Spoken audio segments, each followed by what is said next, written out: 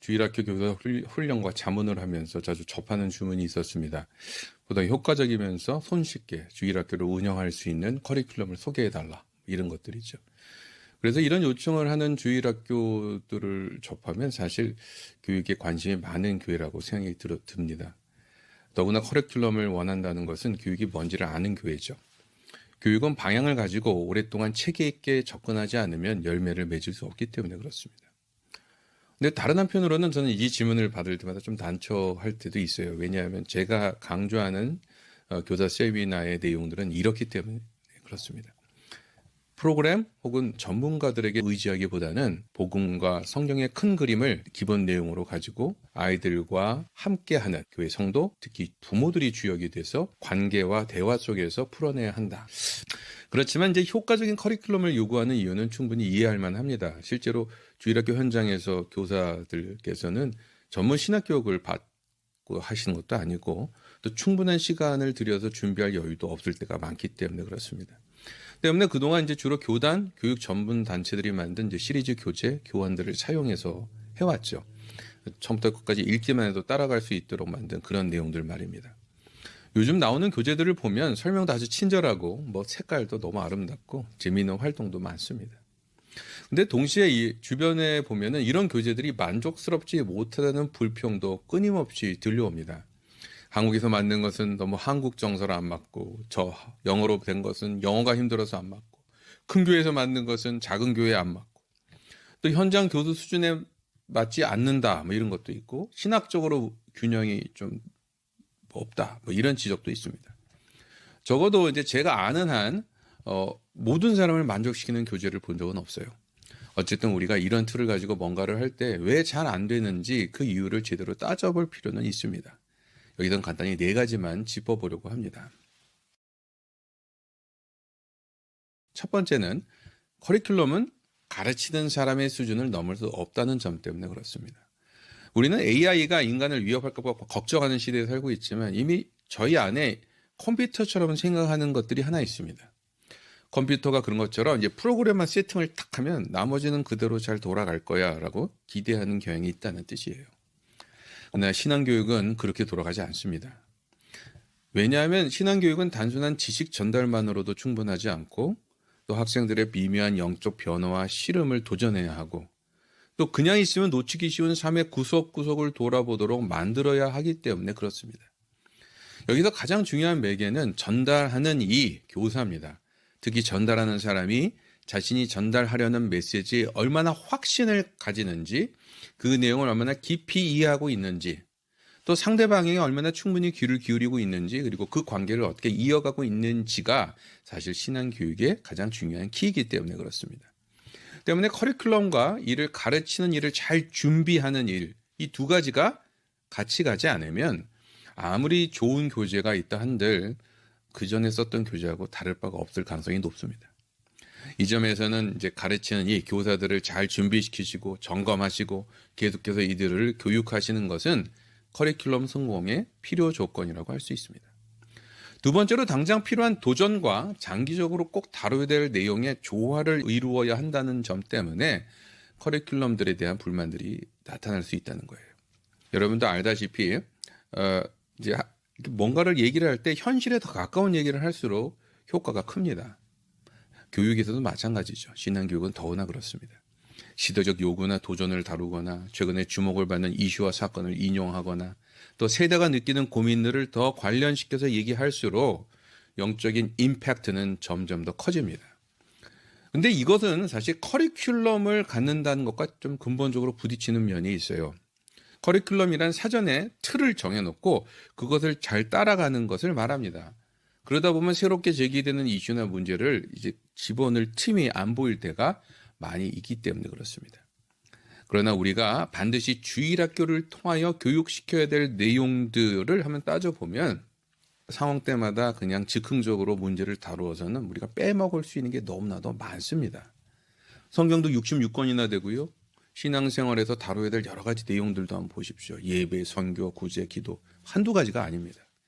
이 점에서 좋은 커리큘럼, 잘 구성된 커리큘럼을 선택해서 장기적으로 다 짚어야 될 내용들을 짚어보는 것은 굉장히 중요합니다. 그러나 동시에 때에 따라 시대와 상황에 필요한 이슈를 다룰 수 있도록 유연하게 그 커리큘럼을 운영하는 지혜도 필요하다는 뜻입니다. 요즘처럼 세계관 전쟁이 심할 때는 뭐 예를 들어 동성애 이슈, 성 문제, 과학을 대하는 태도, 돈과 권력, 정치에 관한 이슈들 이런 것들도 좀 더 깊이 따로 짚어볼 필요가 분명히 있기 때문에 그렇습니다. 세 번째로 아이들에게 우리가 모두 똑같은 생각을 하기를 기대하는 것은 무리라는 점 때문에 또 그렇습니다. 아이를 키우는 부모님들은 다 아실 거예요. 한 배에서 태어난 형제조차도 생각과 성격이 참 달라요. 때문에 아이들이 나이와 배경에 따라 다른 접근이 필요하다는 것 아마 다 동의하실 것입니다. 근데 교회 학교로서는 괴로운 것은 이렇게 다양한 필요들을 다 채울 만한 자원이 저희가 없어 보이기 때문에 그렇습니다. 아무리 좋은 프로그램을 가져와도 그 내용을 또 잘 따라갈 수 있는 사람들은 많지 않을 때도 있습니다. 요즘 나오는 프로그램들은 대부분 아이들의 이 발달 심리에 대한 전문 연구를 바탕으로 이런 차이점들을 염두에 두고 만들어져 있어요. 그러나 그런 교재조차도 담을 수 없는 아이들이 반드시 있기 마련입니다. 특히 영적 성장은 개인의 경험과 상태에 따라 더 많은 variation, 차이점들이 있기 때문에 그렇습니다.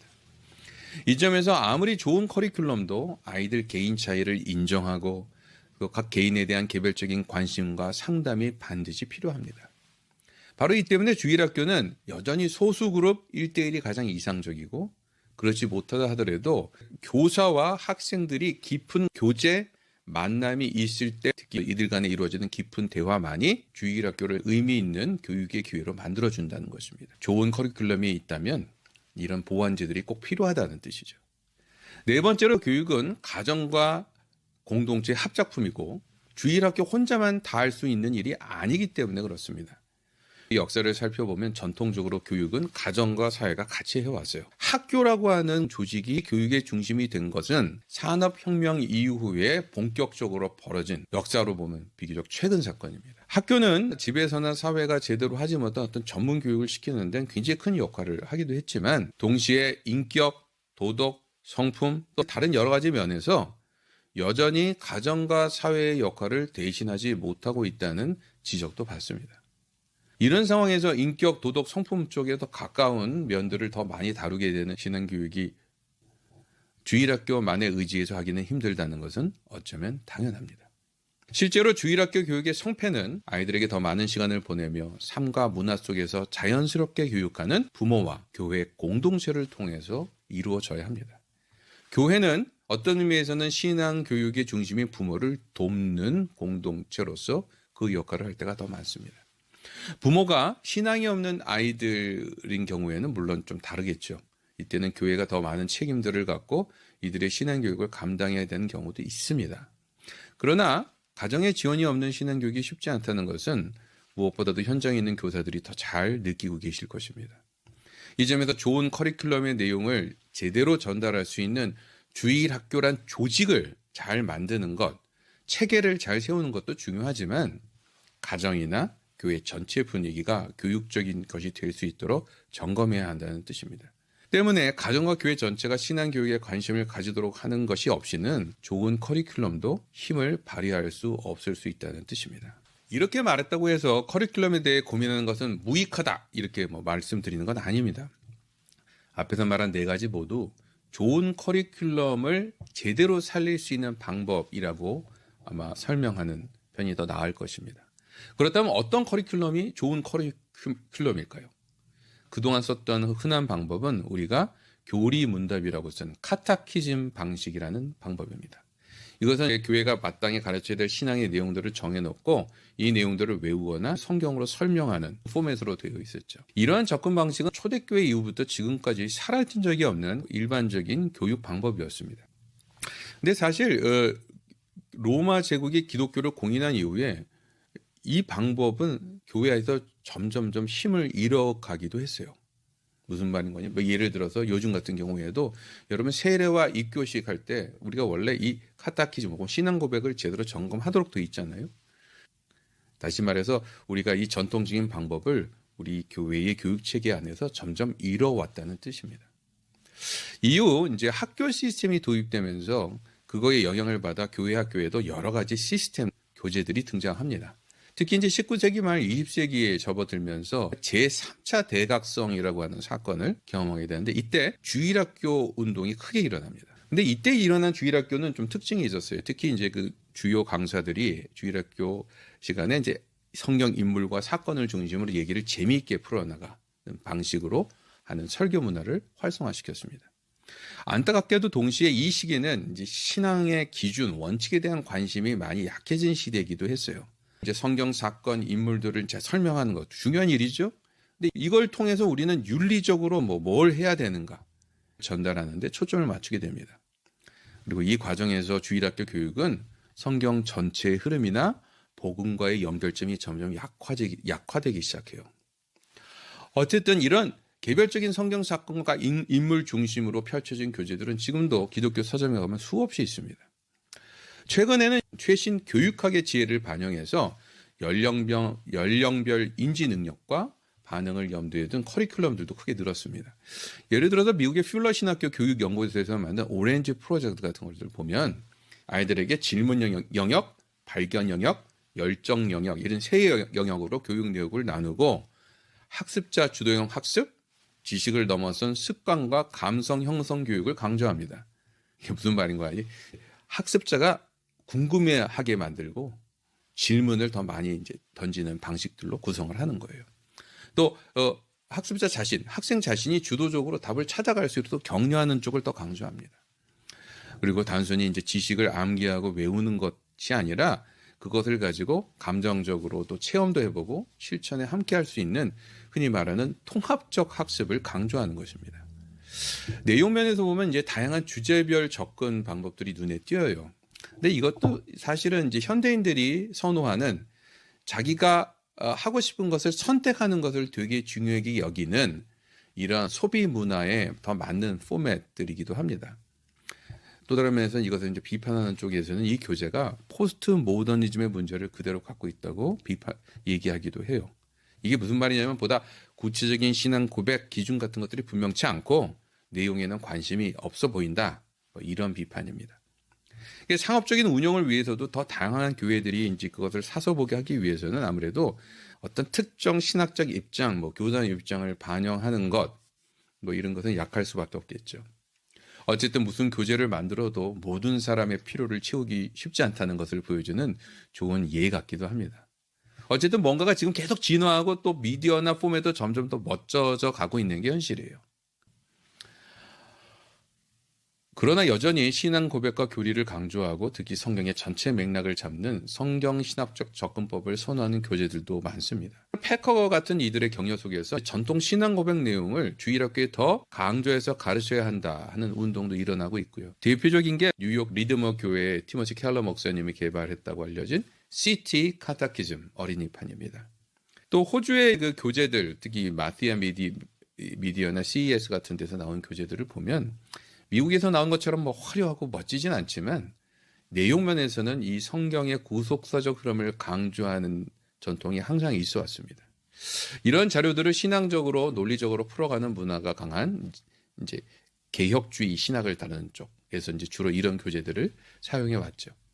근데 재미있는 것은 커리큘럼을 추천해 주세요라고 해서 제가 소개를 해드리면 생각보다 반응이 신통치 않을 때가 많다는 것입니다. 전체 흐름이야 한국에서 만든 연역식 공과 공부보다는 호주에서 교육받은 2세들에게 더 맞는 귀납법식 영어 교재를 찾는 경향이 압도적이에요. 그러나 막상 호주 것을 소개해도 기존 한국 강단의 설교와도 잘 맞지 않고 교사들도 잘 못 따라간다는 하소연을 종종 접합니다. 무엇보다도 행사가 너무 많고요. 거의 어른 프로그램이 돌아가는 틈을 이용해서 주일학교가 운영되는 현실 때문에 제대로 주일학교 공부할 시간이 안 된다고 포기하는 경우도 많습니다. 이것은 주일학교 교육 문제가 단순히 담당 교육자를 찾고 교사를 더 뽑고 교재를 더 좋은 것을 확보한다고 해서 해결되는 문제가 아닐 수 있음을 말해줍니다. 정말 다음 세대에 맞는 교육을 원한다면 교회가 만들고 있는 전체적인 교회의 문화 영성에도 우리가 다시 한번 재점검이 필요하다는 메시지일 수 있습니다. 이러한 상황에서 최근 교회에서 인기를 끌고 있는 가스펠 프로젝트는 교회 교육의 굉장히 고무적인 현상입니다. 미국 최대 개신교단이죠. 남침례회의 교육 교재 전문 출판사 라이프웨이가 2012년에 출간한 교재입니다. 유아부터 어린이, 청소년, 장년까지 통틀어서 이 3년을 주기로 이제 이 프로그램을 돌려요. 내용은 이들의 이제 웹사이트에 보면 이렇게 나옵니다. 성경의 연대계를 바탕으로 한 그리스도 중심적 내용이다. 그리고 이제 3년 주기로 이제 쭉쭉 돌아가는 이런 틀들의 개정판이 지금까지 벌써 4번이나 나왔습니다. 코비드 직전 통계 자료를 보니까 매주 160만 명의 사람들이 사용하고 있다라고 라이프웨이에서는 이제 이야기를 하더라고요. 현재로는 한국어판을 포함해 여러 언어로도 번역되어 있습니다. 이 교재의 성격은 이 교재의 주 에디터 중에 한 사람이었던 트레버 왁스의 그 유튜브 인터뷰에 보면 잘 나타납니다. 2010년에 이 라이프웨이에서 일하기 시작을 했던 모양이에요. 근데 이미 출판사 안에서도 이 새로운 디지털 문화에 더 적용 가능한 교재, 그리고 기독교 세계관, 변증적 접근이 강화된 교재의 필요성이 제기되고 있었다고 해요. 그래서 이를 위한 이제 성인용 교재를 만드는 일들을 시작을 했는데, 당시에 비슷한 작업이 어린이용, 청소년용으로 따로 이루어지고 있었다고 합니다. 결국 2011년 가스펠 프로젝트라는 이름으로 이 세 가지 흐름이 통합돼서 미국 기독교 출판 역사상 최대 규모라고 할 수 있는 주일학교 교재 프로젝트가 진행됩니다. 가스펠 프로젝트는 현재 우리에게 필요한 커리큘럼이 어떤 것이어야 하는지, 그리고 이것들을 해나가는데 여전히 우리에게 남겨진 숙제가 뭔지를 잘 보여주는 예이기도 합니다. 이를 위해서 이제 제 얘기를 중단하고 한국 가스펠 프로젝트의 번역과 집행을 맡았던 우리 두란노 서원의 한인숙 팀장님과의 인터뷰를 여러분께 소개합니다. 아직 한국에서 마스크 착용 의무가 있을 때 찍은 내용인데 팀장님께서 아주 차분하고 설득력 있게 이 프로그램의 장점, 특징, 또 관련된 이슈들을 제 질문에 따라 하나씩 짚어주고 계십니다. 가스펠 프로젝트가 한국에 있는 교회들과 해외에 있는 한인 교회에 사용되고 있는 것으로 알고 있는데 많은 사람들이 환영하고 있다고 느껴지세요? 주일학교에서는 보통 교재를 계속 찾고 계셨는데 좀 발급했던 그런 욕구에 맞는 교재였던 것 같아요. 그래서 과감하게 교재를 도입하시는 그런 실험적인 교회들이 많이 있었고요. 좀 시간이 지나면서 청장년들 부서에서도 성경 공부 교재로 많이 채택을 하시고, 코로나를 지나면서는 전 세대가 하나의 커리큘럼으로 가정에서 교육을 좀 더 강화하는 그런 추천하기에 적합하기 때문에 또 새로운 단계로 많이 확산이 됐어요. 또 이민교회에서는 영어 버전하고 한국어 버전을 병행해서 사용할 수 있다는 그런 장점 때문에 점점 입소문으로 많이 퍼져나가고 있는 그런 상황입니다. 기존에 있었던 교재하고는 비교했을 때 어떤 장점이 있다고 생각되세요? 커리큘럼이 여러 가지가 개발이 됐죠. 그런 것 중에 최근에 많이 활용됐던 것 중에 하나는 주제별 성경 공부로, 그러니까 어떤 가치, 세계관 이런 것들을 많이 앞세운 그런 주제식의 성경 공부 교재들이 많이 나왔었어요. 그런데 거기에 대해서 좀 회의를 갖는 분들도 많이 있었을 거예요.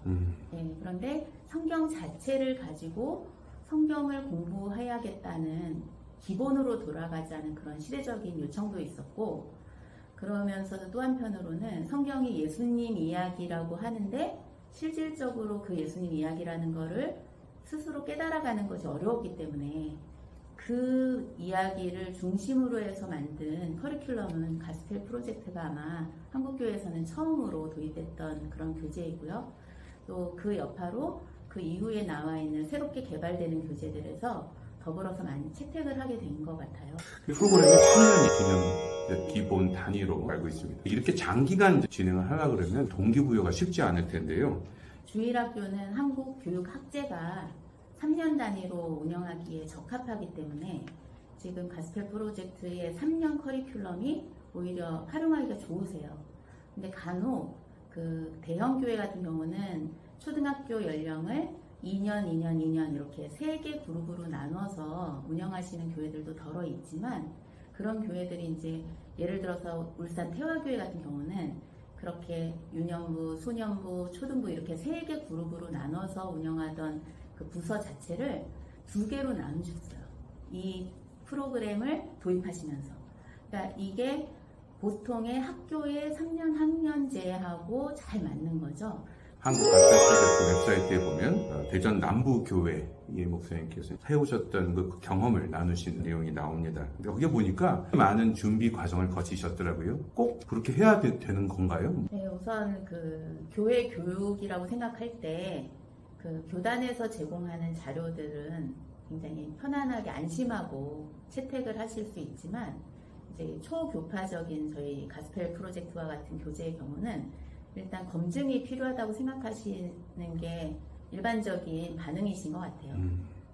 그래서 대전 남부교회 같은 경우에는 커리큘럼에 대해서 굉장히 중요하게 생각하시는 교회이고, 그리고 이것을 전 세대에서 균일하게 한 목소리로 이렇게 이제 교육을 풀어가야 되겠다고 담임 목사님이 생각을 하시고, 그래서 이제 교재를 새롭게 바꿔보려고 하실 때 이 교재가 어떤 것인지에 대해서 일단 장로님들과 그 리더십들이 공감을 해주셔야 되니까요. 그래서 이제 그 총신대학교 교수님도 초청하시고 이렇게 해서 그 별도의 세미나도 운영을 하셨어요. 예, 처음에 교재를 채택할 때는 이제 리더십들이 왜 이 교재를 써야 하는가라는 것을 공감해야 되기 때문에 그런 도움도 필요한 것 같아요.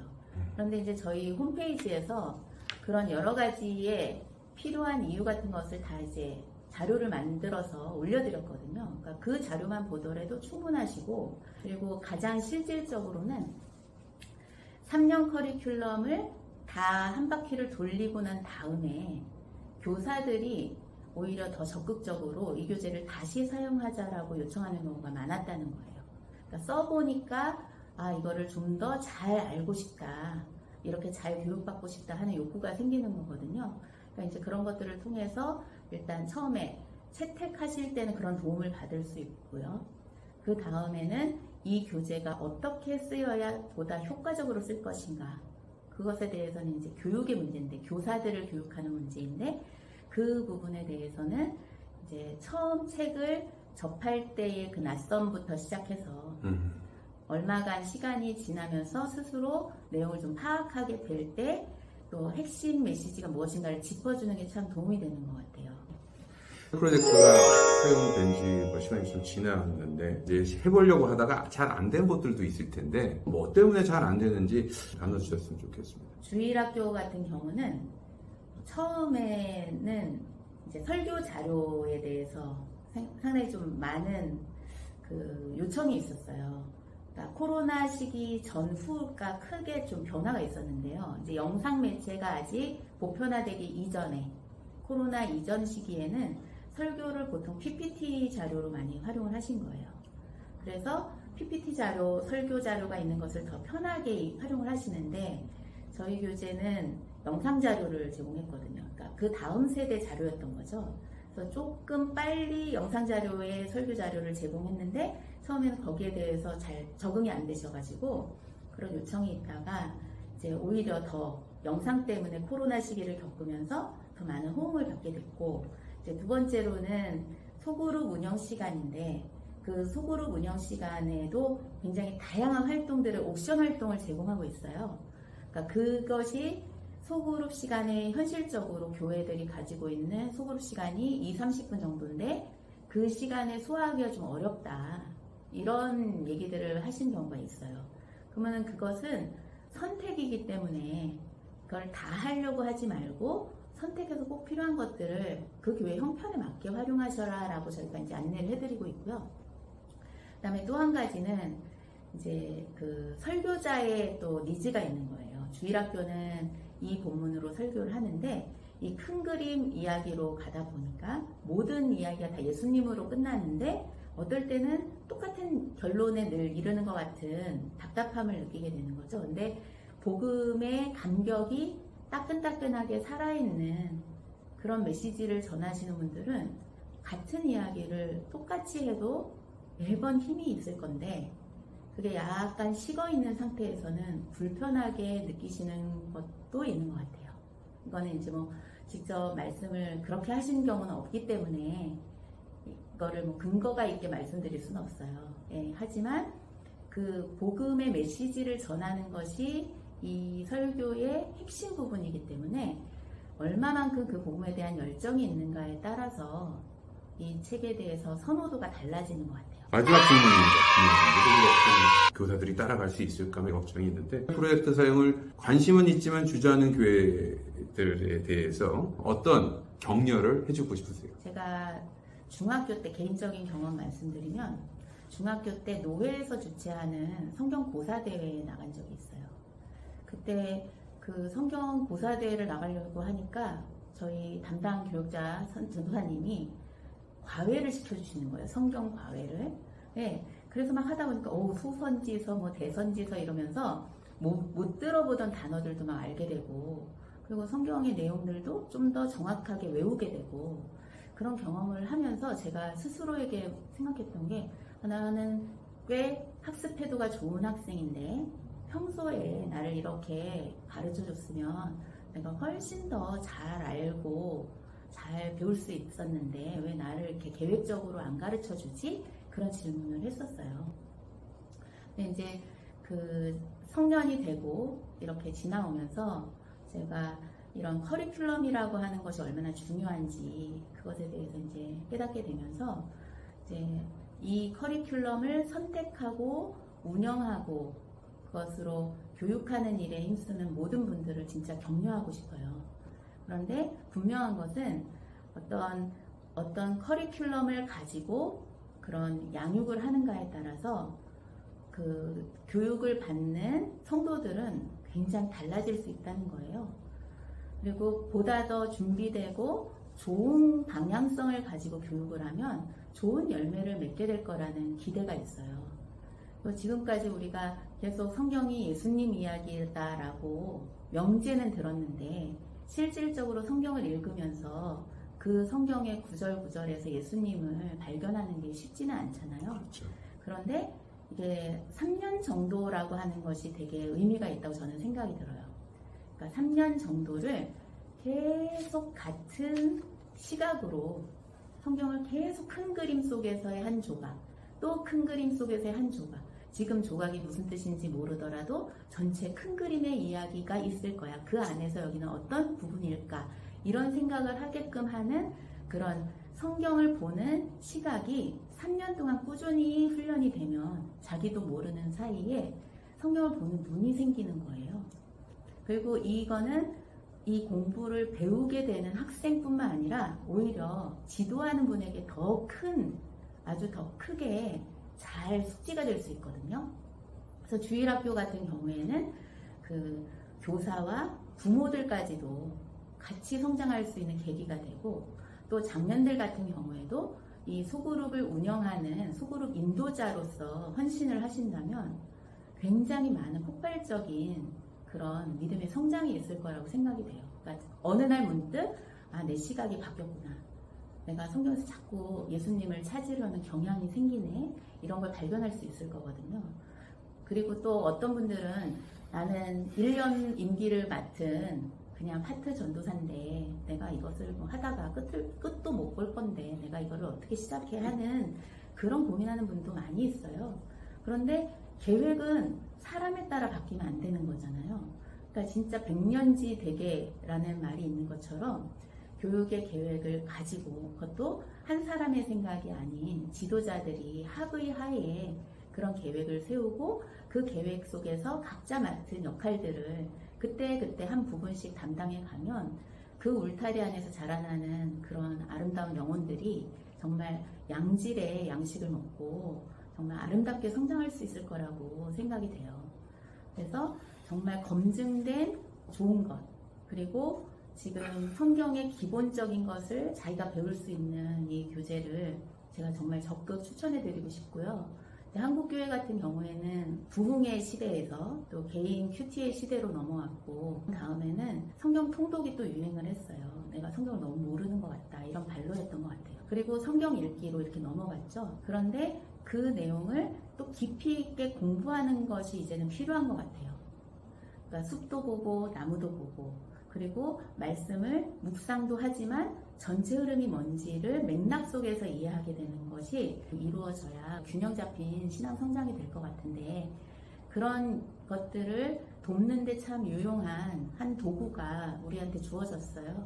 네, 그래서 이것들 걱정하지 마시고 잘 활용하시면 좋고, 처음에 시작할 때 낯선 형태 때문에 뭔가 거부감이 드시더라도 한 2번 정도 꾹 참고 진행을 하시다 보면 그 맛이 뭔지 알 수 있게 되고요. 네, 그래서 여러분한테 참 좋은 결과가 있기를 바랍니다. 네. 감사합니다. 네. 잘 들으셨습니까? 팀장님이 지적하신 성경을 복음 중심으로 다시 보고 신앙, 성경 여기에 대한 이해의 깊이를 다시 한번 점검하고 보다 체계적인 커리큘럼을 잘 준비하는 이런 방법에 대해서 동의하지 않는다고 말하는 주일학교 관련자는 아무도 없으실 겁니다. 인터뷰에서 이제 예로 든 많이 준비를 한 예로 이제 언급된 대전 남부교회는 이들 위해서 그냥 단순히 약간의 훈련 정도가 아니라 지역의 혹은 신학 교수들까지 관련 전문가들을 모셔와서 교회 전체가 이 프로젝트, 이 내용에 대해서 이해할 수 있도록 그렇게 하고 또 교사들을 따로 준비시켰던 것 같습니다. 뭐 다른 교회들이 다 이 비슷하게 하기는 쉽지 않을 거예요. 그러나 지금 이제 라이프웨이 사이트에 가보시면은 관련된 많은 교육자들이 이미 제공되어 있어서 교회와 교회 교사 학교를 돕고 있습니다. 비슷한 호주 교재에서는 흉내내기 힘든 이 미국적인 풍요로움과 스케일만이 할 수 있는 서비스가 아닐까 싶기도 하고요. 이 경제력이 뒷받침돼서 그런지 이제 세련된 것도 있고 이 디지털화도 아주 잘 돼 있습니다. 어쨌든 이 교재가 처음 미국에 나왔을 때는 남침례 교단 안에서 상당한 논란이 있었다 그래요. 남침례 교단 안에 있는 개혁주의적 성향의 소수 그룹들이 교단을 점령하려는 시도가 이 프로젝트 안에 있다. 이런 공격들이 있었습니다. 실제로 이제 이 교재의 편집 자문위원들 리스트를 보면 미국의 유명한 개혁주의 성향의 학자와 목회자들이 포함되어 있어요. 그리고 이제 이 내용들은 성경의 연대기적 설명 이렇게 천명하고 있지만 개혁주의 신학에서 많이 강조해온 언약 신학의 힌트들이 여러 곳에서 드러나고 있습니다. 때문에 이 네 번째 개정판, 특히 성인들을 위한 교재에서는 이러한 신학적인 논쟁을 반영했는지는 몰라도 설명하는 파트들을 좀 줄이고 나눔 시간이 강조됐다고 그래요. 저처럼 성경신학 운동을 하는 사람 입장에서는 사실 이 정도만으로도 고마울 뿐입니다. 그동안 성경신학 이야기, 그리스도와 복음 중심으로 성경을 읽는 것은 너무 당연하면서도 너무 당연하지 않게 해왔던 그런 모습이기도 하기 때문입니다. 그동안 제가 이제 충분히 설명하지 못한 것을 이 가스펠 프로젝트가 해주고 있는 셈이니까 고마울 뿐이죠.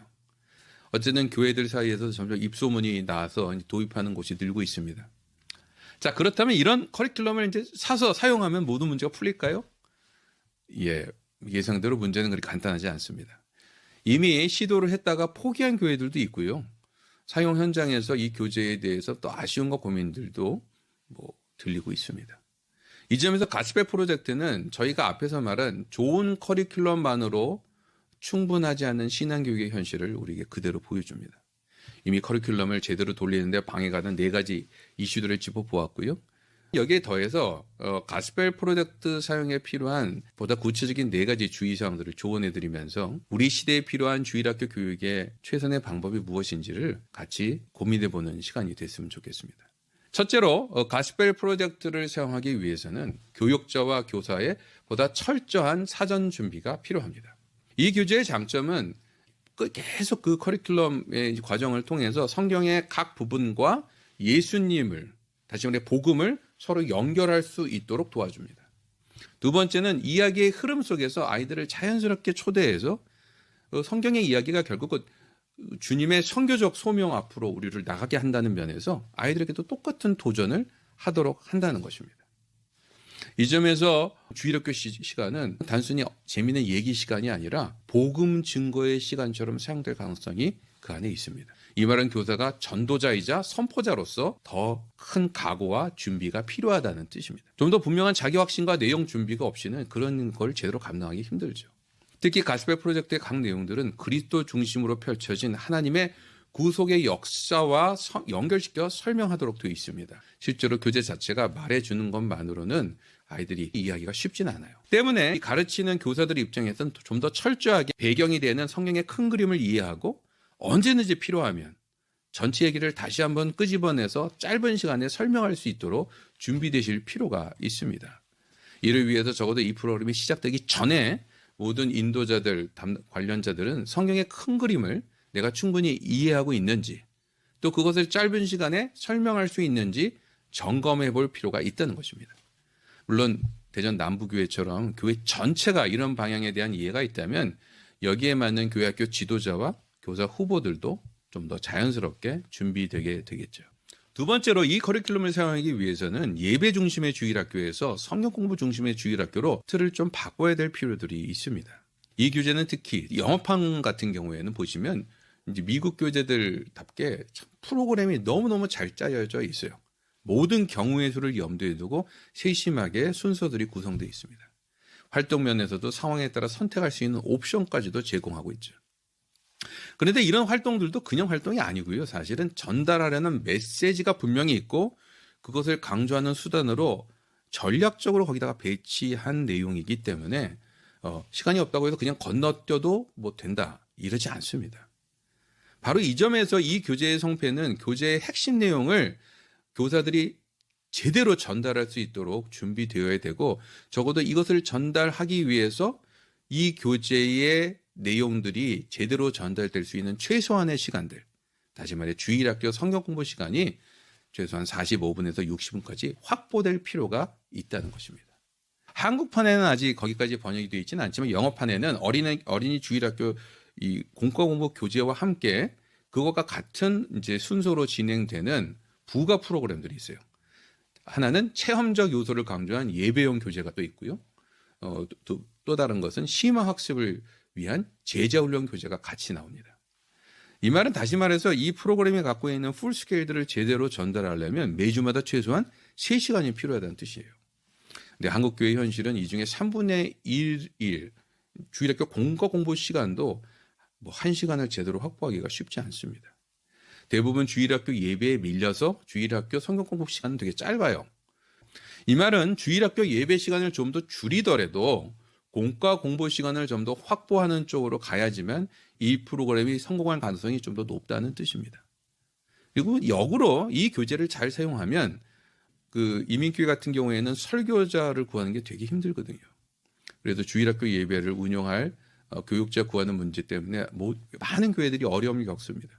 그런데 이 교재 중심으로 주일학교를 돌리면 좀 더 평신도 지도자들이나 교사 중심으로 예배까지도 혹은 주일학교 전체 프로그램을 풀어나갈 수 있는 길이 열릴 수 있다는 뜻입니다. 세 번째로 이 커리큘럼을 사용하기 위해서는 교회 전체가 그리스도 중심적 성경 읽기, 성경의 큰 그림, 성경 신학에 대해서 좀 더 익숙해질 필요가 있다는 것입니다. 이 교재의 특징인 그리스도 중심적 성경 읽기란 우리가 이제 성경을 읽을 때 성경의 저자이신 하나님의 가장 중요한 의도 뭐죠? 그리스도를 예비하고 증거하는 일에 초점을 맞춰서 읽는 것을 말합니다. 이 말은 너무 당연한데 두 가지 면에서 현실적으로는 쉽지 않습니다. 첫째로는 우리네 교회 문화가 이 직관적 성경 해석이 되게 강하기 때문에 그래요. 다시 말해 성경 구절 단어를 하나하나 따로 띄어서 이것과 연결될 수 있다고 느껴지는 여러 신앙의 내용들을 무작위로 말하는데 너무나도 익숙해 있다는 것입니다. 물론 이제 신앙 기본이 잘 갖춰진 분들에게는 큰 문제가 없지만 그렇지 않은 경우에는 말도 안 되는 성경 해석도 주저없이 하게 되는 현상이 흔히 벌어져요. 그리스도 중심적 성경 읽기는 이 점에서 매우 힘든 자기 절제 훈련입니다. 좀 더 자유롭고 주관적으로 마음대로 해석을 하고 싶어하는 유혹을 이겨내고 먼저 하나님이 말씀하시려는 것이 무엇인지에 귀를 기울이고 복음 중심으로 내용을 본 뒤에 이를 바탕으로 여러 가지 확대된 해석으로 나아가는 일이기 때문에 그렇습니다. 그리스도 중심적 성경 읽기의 또 다른 숙제는 모든 성경 구절들이 바로 보자마자 그리스도와 이렇게 연결되는구나 라고 보여지지는 않다는 점입니다. 이 말은 이제 저희의 성경에 대한 이해가 여전히 부족한 부분이 많다는 뜻이기도 합니다. 어쨌든 이제 이러한 상황들 때문에 우리가 이제 복음과 성경의 각 파트를 잘 연결하지 못하는 부분이 나오면 어떤 유혹이 생기냐면 억지로 짜집게 하거나 억지로 교훈을 만들어내는 그러한 시도들을 할 수 있다는 것입니다. 가스펠 프로젝트에도 그런 면들이 좀 있어요. 그래서 다른 교재들도 다 그렇지만 이제 모든 내용에서 뭔가의 교훈을 끄집어내서 아이들에게 이제 전달하려고 하다 보니까 때로는 그 이야기의 설명이 좀 억지처럼 보이거나 설득력이 없는 부분들도 있습니다. 여러분, 이 점에서는 우리가 좀 겸손하게 넘길 줄 아는 겸손이 필요합니다. 사실 성경의 말씀들은 우리가 다 그걸 우리말로 설명을 못해도 결국은 우리를 바꾸는 힘을 갖고 있습니다.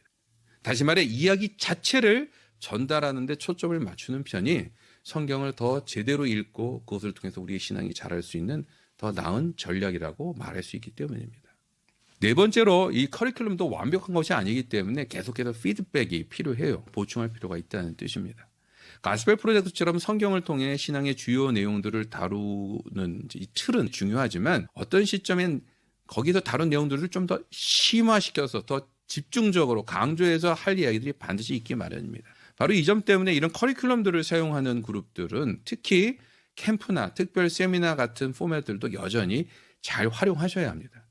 이를 통해 교재를 통해 충분히 다루지 못한 주제, 예를 들어 성, 돈, 미디어 이런 것들에 대해서 좀 더 집중적이고 깊이 있게 얘기하는 것이 굉장히 중요하기 때문에 그렇습니다. 동시에 이제 프로그램이 반복되는 구조로 되어 있기 때문에 처음 했을 때 거기에 대해서 여기는 이런 얘기를 덧붙이면 좋겠다. 이런 것들은 좀 보강되어 되면 좋겠다. 이런 얘기가 나온다면 분명히 다음에 그 같은 것들을 하게 될 때는 훨씬 더 나은 방법들을 쓸 수 있다는 뜻입니다. 여러분, 교육은 가정, 학생, 교회가 끊임없이 대화하고 끊임없이 의견을 나누고 끊임없이 개선점을 찾을 때 효과가 있습니다. 이를 위해 가정의 참여, 특히 가정에서 이런 일들에 더 많이 관심을 갖도록 하게 하는 노력들도 교회에서 좀 더 필요하지 않을까 싶습니다. 이 시간은 이제 가스펠 프로젝트를 홍보하기 위해서 마련된 시간은 아닙니다. 그러나 적어도 제 판단에는 지금까지 나온 그 어떤 교재보다 우리 시대의 신학적 또 실제적 필요를 아주 잘 반영한 좋은 교재. 그래서 추천드리는데 전혀 부담이 없는 교재이기도 합니다. 이와 비슷한 내용을 가진 호주 교재들이 한국 교회들 사이에서 그동안 더 활용되지 못한 것이 아쉬울 뿐이죠. 근데 동시에 이 교재는 이전 교재들이 가진 문제에서 더 자유롭지 못합니다.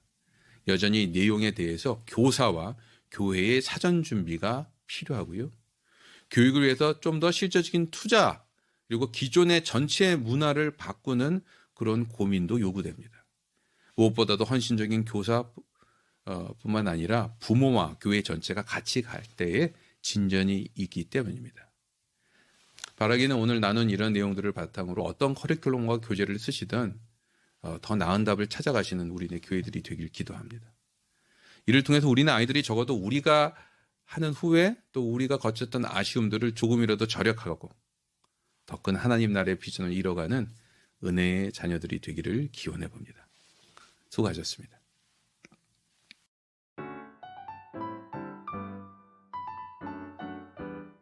첫 번째 질문입니다.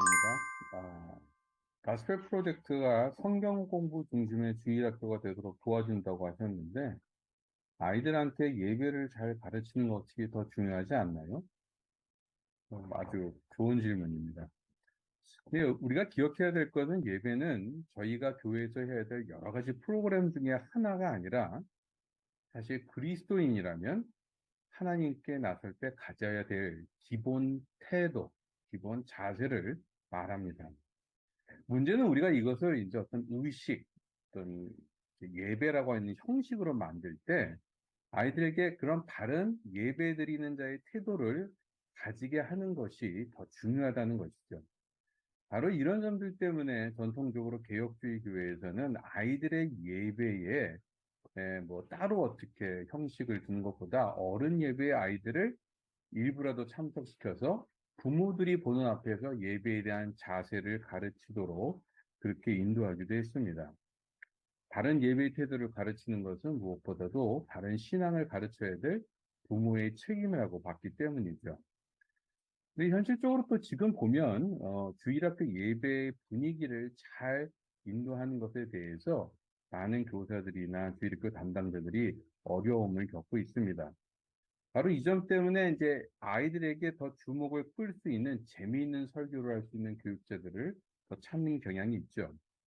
근데 문제는 예배란 것이 재미나 흥미로 주로 드리는 것이 아니기 때문에 이런 식으로 아이들에게 예배의 문화를 만들어 주는 것은 별로 건강하지 않을 수도 있습니다. 아이들이 예배가 누가 이끄는지에 따라서 좌지우지 되도록 그렇게 자세를 갖게 되는 것은 바람직하지 않기 때문이죠. 때문에 교회는 어떻게 보면 장기적으로는 좀 더 부모의 감독과 또 부모와의 협조하에 아이들이 다른 예배의 자세를 드릴 수 있는 그런 방법도 찾아야 될 것이고, 동시에 예배 자체를 드리는 것, 어린이들을 위한 예배를 드리는 것에 집중하는 것만큼이나 어떠한 예배를 드려야 되는지 그 자세를 잘 가르쳐주는 그런 성경 공부나 이런 것이 어떻게 보면 예배 이전에 먼저 강조돼야 될 것이라고 생각됩니다. 두 번째 질문입니다.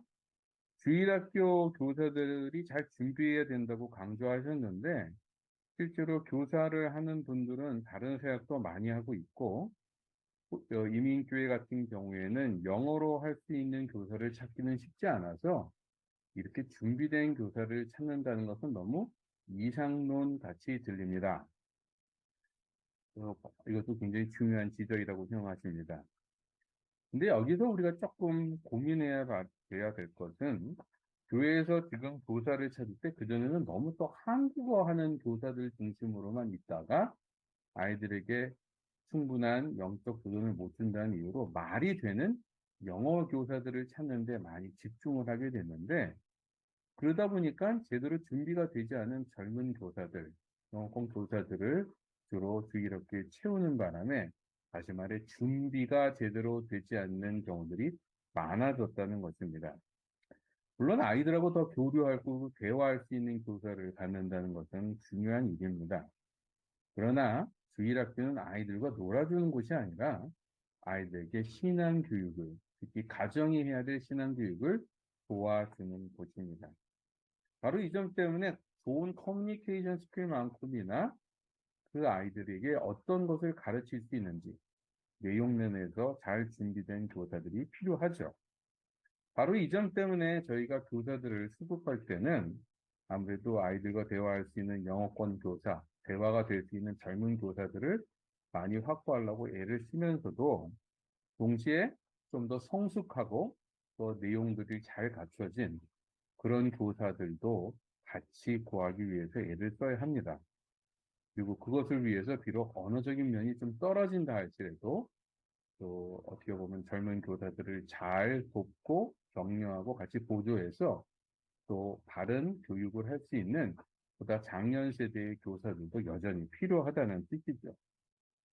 그리고 이런 문제는 결국은 저희가 장기적으로 교사들이 정말 교사직을 할 때 아이들한테 도움을 주는 것 이상으로 자기한테 도움이 된다는 것을 바로 깨닫고, 교사직을 제대로 감당하기 위해서 공부하고 같이 준비하는 것을 좀 더 당연히 여길 수 있도록 자꾸만 격려하고 또 그런 교육의 기회를 자꾸만 제공하는 노력들이 필요하다고